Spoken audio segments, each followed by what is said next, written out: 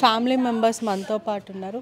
స్వేచ్ఛ చాలా ధైర్యవంతురాలు. 18 years of journalism career ఉంది. అందరికీ చాలా మంచి బోధిస్తారు, చాలా స్ట్రాంగ్ ఉంటారు. కానీ తనే బలవన్మరణానికి పాల్పడడానికి అనేక అనుమానాలు వ్యక్తమవుతున్నాయి.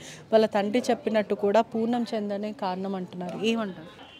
ఇక మా అంటే స్వేచ్ఛ మా దగ్గర పెరిగింది.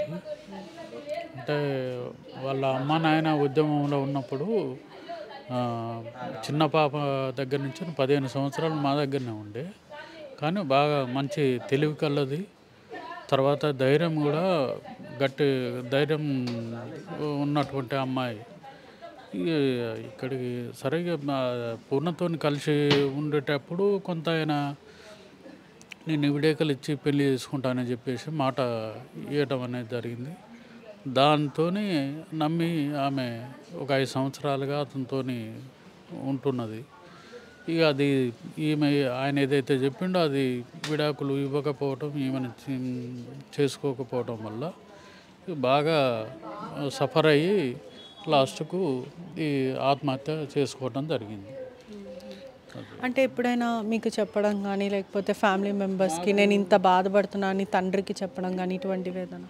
మాకు చెప్పేది, నేను అంటే అన్ననే అవుతాను, మాకు చెప్పేది. మేము 1-2 సార్లు వచ్చి మాట్లాడినాం ఇద్దరిని కూర్చోబెట్టి. అంత ఇబ్బంది ఉన్నప్పుడు ఎందుకు కలిసి ఉండటం, ఎందుకు ఎవరి జీవితం వాళ్ళది, బ్రతుకురని చెప్పినాం. సరే అన్నారు.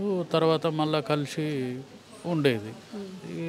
లాస్ట్కు ఈ మొన్న కూడా గొడవ జరిగితే మేము ఫోన్లో మాట్లాడినప్పుడు ఈ బేబీ అంత ఇబ్బందిగా ఎవరు ఉండొద్దు, ప్రాణాల మీదకి ఎవరు తెచ్చుకోవద్దు, అంత కలిసి ఉండేటట్టు అయితేనే ఉండాలి, లేకపోతే ఎవరి జీవితం వాళ్ళది. మొన్న 26th రోజు కూడా గొడవ జరిగింది. వాళ్ళ తండ్రికి కాల్ చేసి నాన్న మేము విడిపోతున్నామంటూ కూడా చెప్పడం జరిగింది.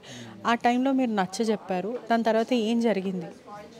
ఇక మా ఫోను మేము చేస్తే లిఫ్ట్ చేయలేదు, బేబీ లిఫ్ట్ చేయలేదు. ఎందుకనంటే వీళ్ళు కూడా కలిసి ఉండాలనేది ఆమె మనసులో ఏమనుకున్నదో.